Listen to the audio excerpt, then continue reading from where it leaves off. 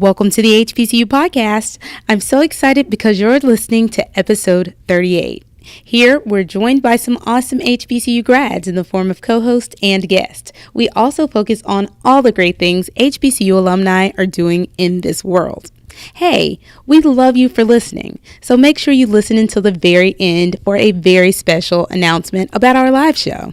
On this episode, we speak with Bakari Sellers. He's a graduate of Morehouse College. Bakari is an attorney, a politician, CNN political commentator, and he's adding value to the national conversation on race, politics, and social justice as the host of his popular podcast, Viewpoint with Bakari Sellers.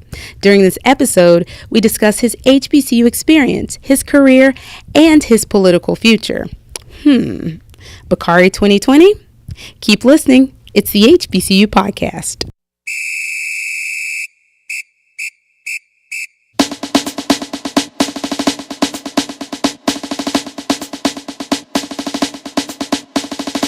Well, I'm Bakari Sellers, a 2005 graduate of Morehouse College. So, Bakari, thank you so much for being here with us and being a part of the HBCU podcast. I'm thankful for the opportunity. Anything that shines light on our HBCUs, I want to be a part of it. I appreciate it. And I know you're busy, so we will definitely make sure we get right to it. Yeah, I know that you are from Denmark, South Carolina. The big city, yes. The big city of Denmark. So how, with your father being who he is and your family and everything and growing up there, did you end up at Morehouse College? Well, you know, I grew up around South Carolina State in Claflin, of course. I'm a graduate of Orangeburg Wilkinson High School, so most HBCU graduates know the locals in that particular city. I was a local in Orangeburg. I used to break into Voorhees College's gym all the time to play basketball during the summer. And, you know, there were a lot of options and opportunities right here in South Carolina, but I felt like that was too close to home. And I went down to Atlanta on a summer day to visit, and it was nothing like it. And so I fell in love with Spelman and Clark and Morehouse, and I just love the AUC. It was a great place for me. You know what the funny thing is? Every time I speak to somebody from Morehouse and I ask them about that, they always mention Spelman first. Oh, no question. I mean, Clark's nothing to shake a stick at either, but you know, it's a beautiful place, literally and figuratively. Nice. So, aside from the campus being lovely and all of that, were there any other things that you took a look at that said, you know what, I definitely want to be a Morehouse man? My brother went to Morehouse, so it was a little easier transition, but you can't overlook Julian Bond and Spike Lee and Samuel L. Jackson and you know, Edwin Moses and Dr. King. You can't overlook those heroes. And now, you know, one of my friends, J.D. Washington, is a new star. You know, starring in Black Klansmen and Ballers. I just saw that. Charting his own path. And so I know J.D. very well, very proud of him. So we just try to keep that legacy and keep growing until the crown is placed above our heads. Nice.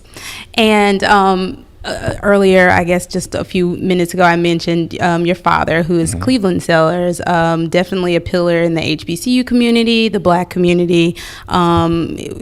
He was the president of Voorhees College, and he's a Shaw grad, correct? Correct. So what was, I guess, the household like? I mean, you said your brother went to Morehouse. Your dad's obviously an HBCU grad, but what made you guys not go that path? Well, it's a rule in our household. And my sister graduated from Xavier in New Orleans. Okay. And so my mom and dad, they said that we could go to any college in the country we wanted to, and they would pay for it. It just had to be an HBCU. Okay. So and after we graduated, we could go. My sister went to Medical University of South Carolina. I went to USC for law school. So you could do those things, but they wanted us to have that HBCU experience. There's nothing like getting your refund check late and having no air conditioner in your dorms, and you know, having your band actually know how to do something on the field. So those HBCU experiences are the reason I'm able to succeed today.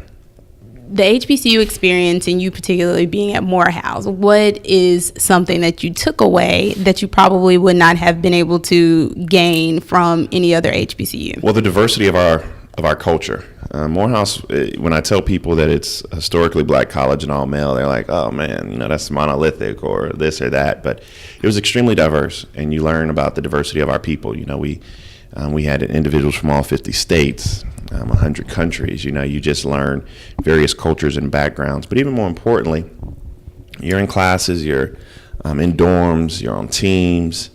with, other people who are going to have a place in society, have upward mobility,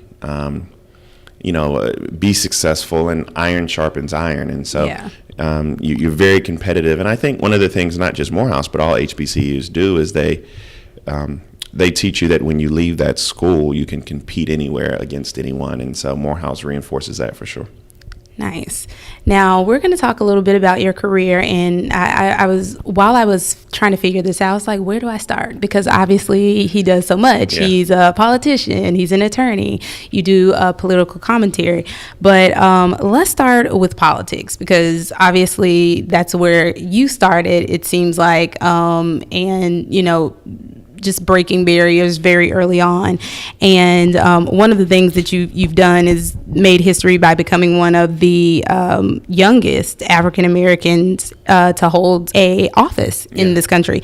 But you've worked for Congressman Clyburn, you've worked with the Obama for America, all of this good stuff. But why and how did you get an interest at such a young age in politics? Well, my mom and dad would always say that you could do anything in this world you wanted to do, but you had to make sure you were a change agent. And so I knew I wanted to be a change agent, didn't know quite how. Mm-hmm. In college, I worked for Shirley Franklin and United States Congressman James Clyburn. And with those experiences, gave me the ability to realize and understand that, it's not necessarily about politics, but public service. And it gave me that bug. And so when I graduated college, it's a famous saying, if not me, then who? And if not now, then when? I had been plotting this race for a very long period of time. I ran my first year of law school, which I don't really advise anyone to do. And when I was 21 years old, it was September 18th of 2005, I announced my campaign, and I was 21 at the time. I just turned 21 in my first year of law school. I was running against somebody 82 years old. He had been in office longer than I'd been born, and we ran a great race, and we were successful, and we made history. And then from that point forward, we were able to do a lot of other things. And, I met another funny guy with a skinny name along the way who ended up becoming president of the United States. And so I've just been blessed and fortunate enough to order my steps and have some success along the way. Nice. And being that your family, of course, put you in a place to be a change agent, to really hone in on politics, what in particular are you, or what would you like to kind of impart on current students and getting involved in politics? Because not everyone comes from a family where that's the conversation at the table. So we need all hands on deck, right? And so I don't want people to believe that they have to run for office. That's the only way they can make change. I think that's not true at all. But you do need to make sure that there are two things. One, whatever career choice, whatever path you choose, you have the ability to help people. Yeah. Right? I mean, become a part of something larger than yourself is what I always say. That's first. And second, you can't forget about where you come from. I tell people I'm not atypical. Like, I'm not a unicorn. Yeah. There are a lot of people who can do what I can do, and they can probably do it better. Mm-hmm. I was just blessed and fortunate enough to have a springboard. And with that mentality, I always reach back. I always give back. I always try to create opportunities, especially for my friends back home in Denmark and Bamberg County and Orangeburg, create opportunities for them. And so me and DeRay, we talk about this all the time together, DeRay McKesson. He creates change from pushing the system from the outside, mm-hmm. and I create change from within the system on the inside. Both are necessary. Yeah. And so there's no right or wrong way to be a part of this movement. We just have to make sure that you are. Nice. So that's a really good point. There's a lot of people who work inside, and there are those individuals who are on the outside. And I love that you've kind of given us all a charge to do that. Let me ask you this. I know you're kind of like, Natasha, stop harping on my dad and all fine. That good stuff, but for you, with him being an HBCU president, of course, a civil rights leader, how was it for you to grow up and kind of witness firsthand someone who made such, an impact on our community? So my dad didn't become an HBCU president until actually after I graduated. So that's his excuse for not going to Voorhees. That's my excuse for not going to Voorhees. Thank you. I needed that.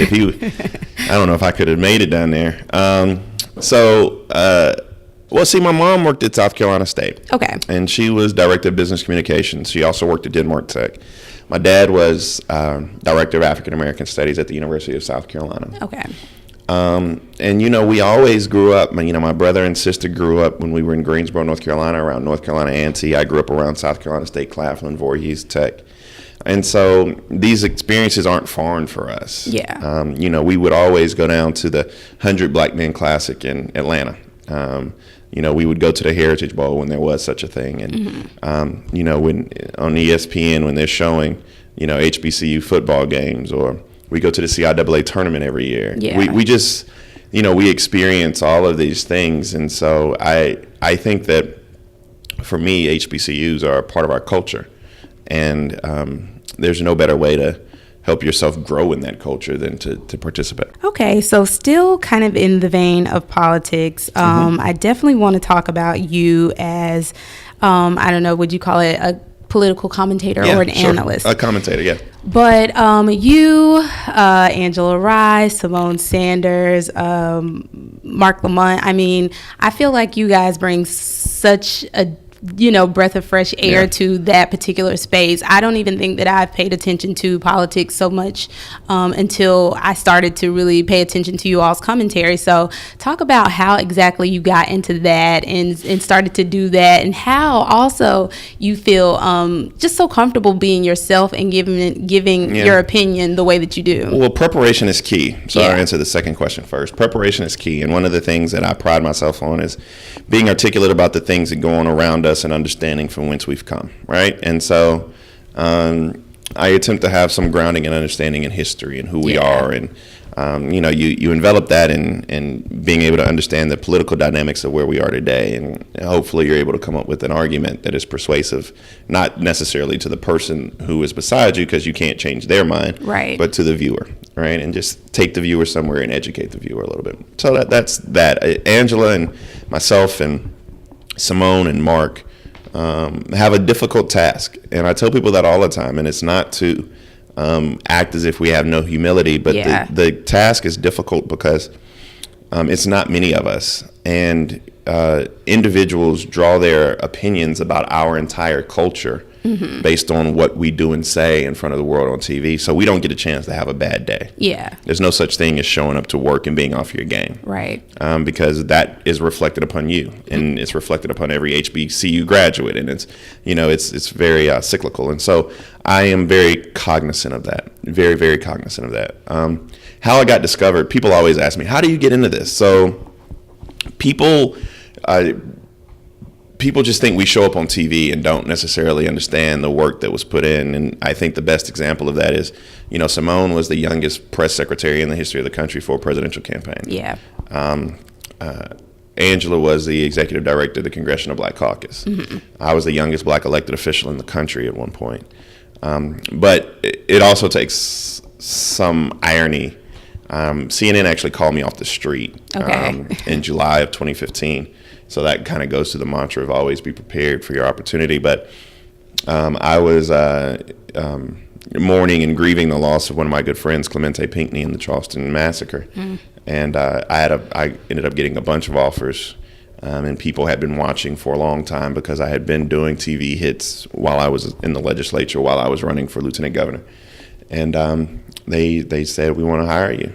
And I was on my way to Henry's, my favorite bar in downtown Charleston on Market Street. And they called me private number called me as I was walking across the parking lot. And it's just an awesome experience. And from then I've been there 3 years now.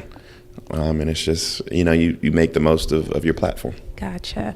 Yeah. So, I mean, just for the individuals listening, if that was one of the questions you've ever thought about, obviously there is work to be done. Like, you have to do the work in the background. So your entire career has kind of led you to a place to now where you're able to be on television and speak about politics in the way that you do. So. Yeah, and it's an awesome experience, and it's a platform, and from that we're able to kind of speak for the culture, and it's a very low bar. I tell you that. I tell people that all the time. I mean, my job is to tell the truth, and I get a chance to tell my truth. And that's all I try to do. Now, one of the, I guess I would say, was the hot button issues since you guys have been doing political commentary is when all of the, well, I would say the majority of the HBCU presidents sat down with our current president, Donald Trump. For you, what do you think, if anything, came of that, and what advice do you have for those individuals who may still be at their respective HBCUs and how to move forward? Because I think that was a bad decision. I think many of us knew it was a bad decision beforehand, and hindsight's always 20/20. I think they realized it was a bad decision. Somebody asked me I guess Sunday I was on State of the Union. They asked me, would I sit down with the President of the United States? And, for me, it was an interesting question. And I said, sure, I will, with preconditions, right? Yeah. Like, I need an apology to the Central Park Five. I need an apology to NFL players. And then there has to be a robust discussion moving forward, because people think that you can just get to forgiveness without necessarily the confession aspect of it. You don't get atonement without confession, right? And so I think that they were naive, and it's very hard for me to be 33 years old and have the audacity to call a group of educators, luminaries in their respective fields, naive, but I do think they were. And it turned out to be a photo shoot, and Omarosa, God bless her soul, was their point person for everything HBCU in the White House. I mean, that tells you the extent to which they were played. And, I oftentimes, I will say this now, I'm one of the biggest fans of the 44th president of the United States you'll ever find, but one of my harshest critiques of his presidency, his 8 years, was the lack of importance and the lack of help that he gave historically Black colleges and universities. Right. His background was one that gave rise to the fact that he doesn't understand the role of HBCUs within our culture. And there's some people like that. I think that he still has a very fundamental question in his mind about why do we have HBCUs, and it's very hard to get to the next point if people still have that question. Yeah. I think the most interesting thing about that particular sit down was that I was still kind of perplexed. I thought it was a little too early. I don't think he had been in office long enough for people to get a real idea of who they were dealing with. And had we given it a little bit more time, maybe that's a decision everybody wouldn't have made. Maybe. Yeah. So because I think you have a good understanding of HBCUs and a lot of the issues that plague HBCUs, especially from a political standpoint, how do you think, as HBCU presidents and just HBCU graduates, we can better align ourselves with politicians so that the issues or the challenges that HBCUs face can be tackled by an administration the right way? Well, we have to remain invested in our HBCU even after we graduate. Yeah. You went to Claflin University, and I will tell you this, that Claflin University, and this is going to sound extremely strange coming from a Morehouse graduate. I don't know if any Morehouse graduates ever said this, but as of today, Claflin University is the greatest historically Black college or university in the country right now, period. Yeah. And a lot of it has to do with, two things. One, Henry Tisdale, awesome college president, created an atmosphere and expanded the horizons of that university. That's one. And two, alumni giving. They had like the highest HBCU alumni giving in the country. Yes. I hope you're contributing, okay? Of course, I'm the president of the Alumni Association. Of course. Yeah. So Claflin does it right? And so by doing those things, not only that, but many people have to remain engaged in the political system and structure. Yeah. So that means if you're in Augusta or wherever anyone may be, in Charleston or throughout the diaspora or throughout the country, you have to make sure that you're reaching out and uplifting your HBCU at all times. Right. And that means focusing on your elected officials and senators, making sure that they know who you are, you know who they are, they know where you went to school, what you care about, and uplifting your university. Nice. Yeah. I think everything you said is absolutely true, and that's one of the things we do work hard at Claflin University to do, make sure all of our graduates are just really well versed in what the administration is doing, the contacts we're making, and how we can also better connect the president and the administration at Claflin with individuals and influencers who might be helpful to the college. So, yeah. Now, Bakari, I know you've probably been asked this before, but would you yourself ever consider running for president of the United States? Usually most people ask me, they're like, would you run for president? I'm like, of what? It's a very difficult task. You know, I knew Barack Obama, or know Barack Obama very well. I tell people to go back and look at the pictures of him from 2006 versus 2016. I know, what a difference. You know, even he could not recapture what he had in 2008 and 2012. So, you know, it's very difficult. It's a difficult task. And, you know, right now we're plotting our path and charting our steps. And I don't know where that's going to lead. You heard it here. We don't know. Exactly. We're not breaking news here. We're going to have fun, but we're not breaking news. Yeah, we're not breaking any news here. But now we're going to move to, I guess, a little bit about you and how and what you're doing right now, because you're an attorney. And Correct. What type of law specifically do you practice? So, I mean, just this week I've been in Miami doing a mediation in a case where we had a young lady who was injured on an airplane, doing airplane travel. I'll be in criminal court tomorrow. Okay. Charleston in court next week. I absolutely love going to court, fighting for people. I do a lot of civil rights law, a lot of medical malpractice, a lot of criminal law. I do it all, except family law. Now, don't call me with no divorces or adoptions or trying to get child support from your baby daddy. I don't do those things. Oh, Lord. But anything else, you know, I work at the Strom Law Firm. My boss is a former U.S. attorney under Clinton. And we just got a good group of people. Okay. And it's fun.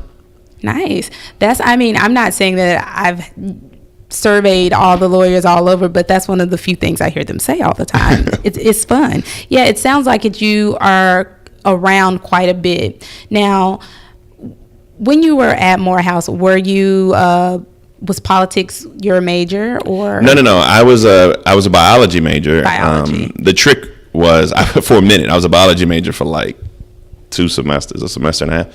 I don't do math well. Okay. And so I realized that wasn't gonna work. And so I had to find me a major where all my credits would transfer. Oh.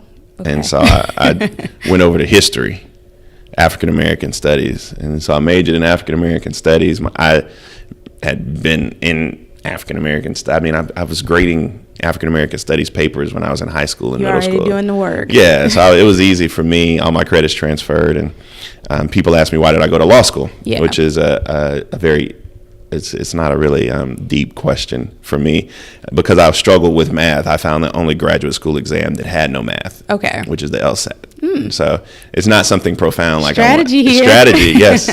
Everything has a strategy, and so that was my plan. But I was involved in politics. I worked on a few campaigns. You know, I worked for Shirley Franklin. I worked for Jim Clyburn. I was junior class president, and then I was SGA president in Morehouse. Okay, so already kind of setting yourself up for that. Being in law, doing all the great things that you just explained, and traveling and doing the different type of cases that you've had a chance to experience, what would you say is your favorite part about your job? Which one? Yeah. Which job is? Break it on down. You can share out of all of them. So I love being on CNN and able to, be a voice of truth and reason. I love practicing law because I get to touch people, talk to people, help people on a daily basis. When I was in politics, I said I had the coolest job and I still say that I have the coolest job of any 33-year-old in the world not named LeBron James, right? Right. And I love speaking. I speak all around the world. I love being a dad and a husband. Those two things are pretty cool. So I'm just growing up every day. Yeah. Awesome. Now, we're just going to, I guess, get a little bit more into Morehouse because this is the HBCU podcast. Of course. And I definitely want to go down memory lane with you. Now, you said you were SGA president and you sound like you were kind of already pounding the pavement down in Atlanta. But when you weren't being so serious and studious, what are some of your favorite memories from Morehouse College? Let's not get it confused. I was never serious and studious. Okay. I was 16 when I came to Morehouse, and it was in 2001, the fall of 2001, when I arrived in Atlanta.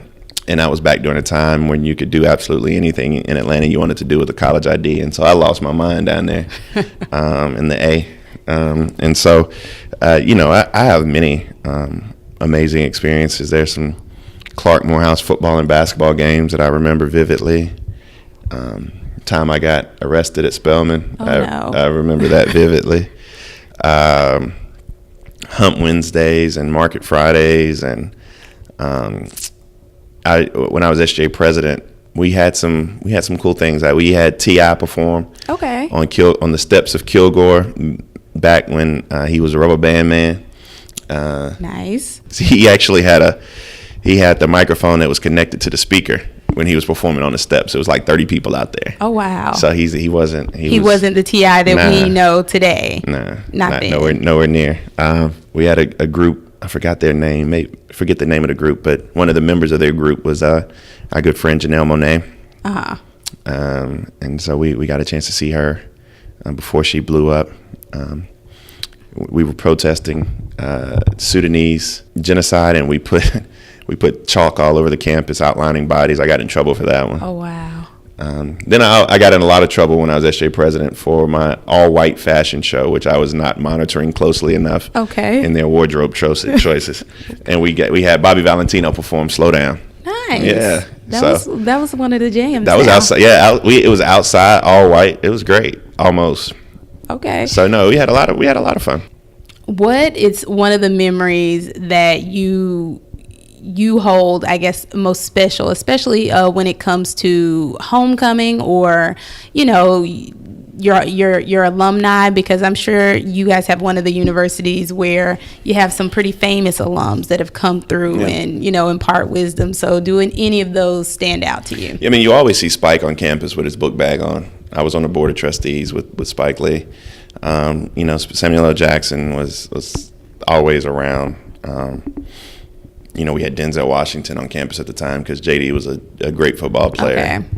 And so you always have, and it's a lot of the blessing of Morehouse is after you graduate too, because then you're a part of this big fraternity of brothers, and we see people all across the country, and they always say you can always tell a Morehouse man, you just can't tell them much, and so I like that one. Yeah, we bond a little bit. Nice. Okay, so Morehouse, as you mentioned, it's a brotherhood. After you guys have such a large network of individuals, and at HBCUs, we've spoken about it just a little bit here in giving back and everything. What does giving back to Morehouse College look like for you?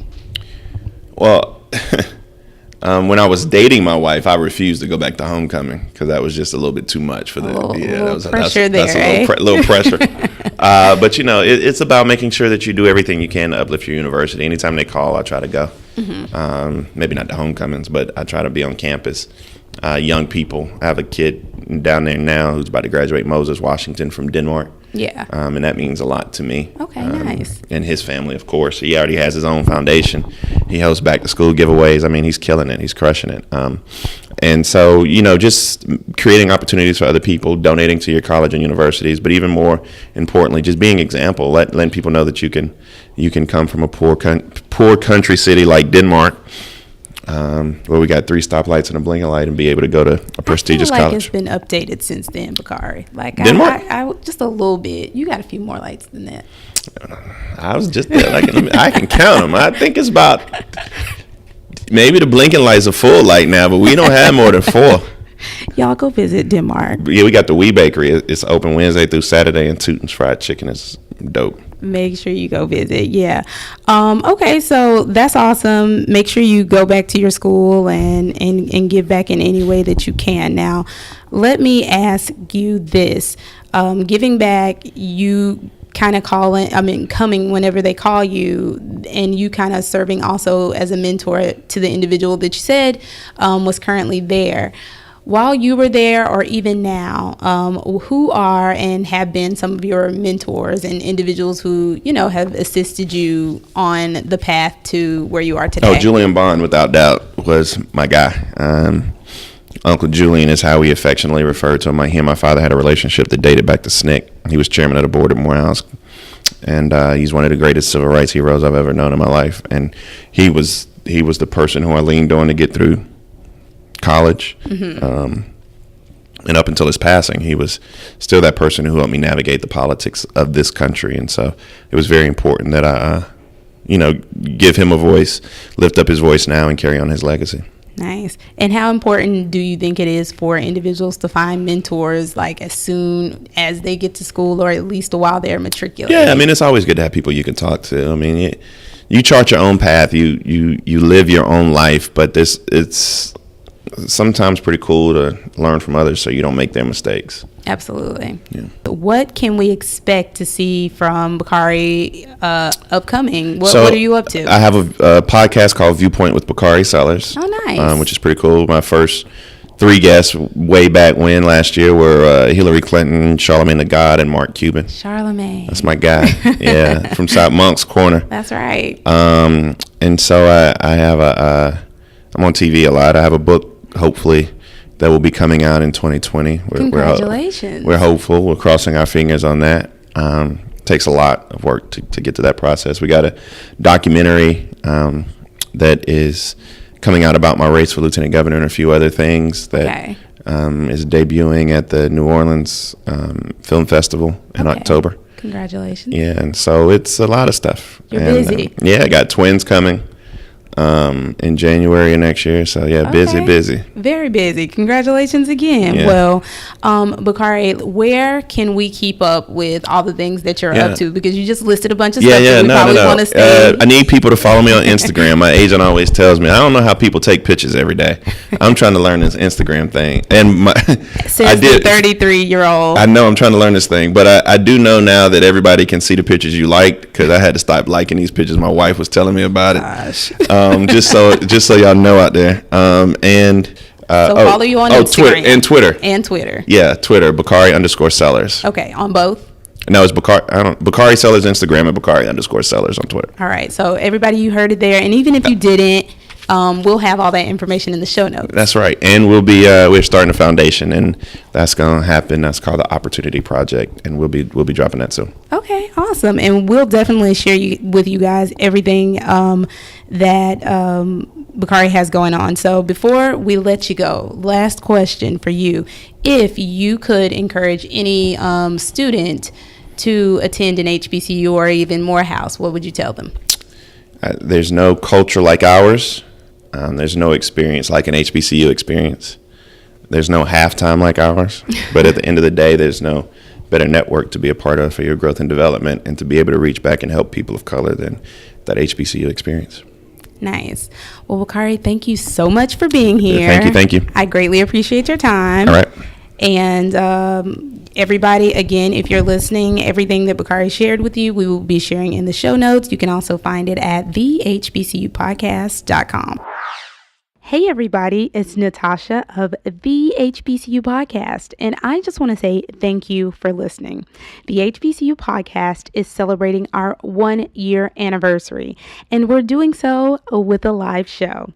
Join me and my lovely co-host Tommy on Sunday, September 23rd from 12 noon to 4 p.m. at 7th Restaurant and Lounge in Charlotte, North Carolina.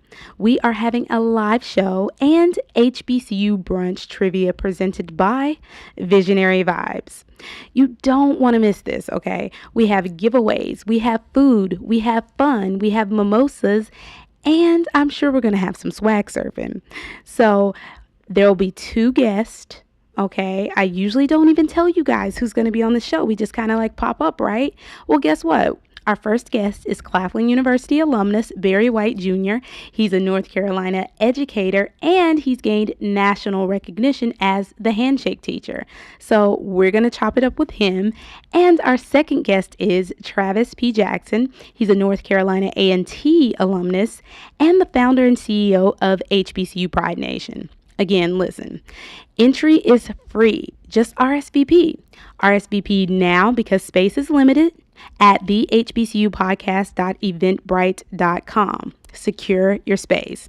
Once you get to the Eventbrite link, you get to see all of the details about making your reservations for brunch and eating and having mimosas and all that good stuff, okay? So we really want you to join us as we celebrate our 1-year anniversary.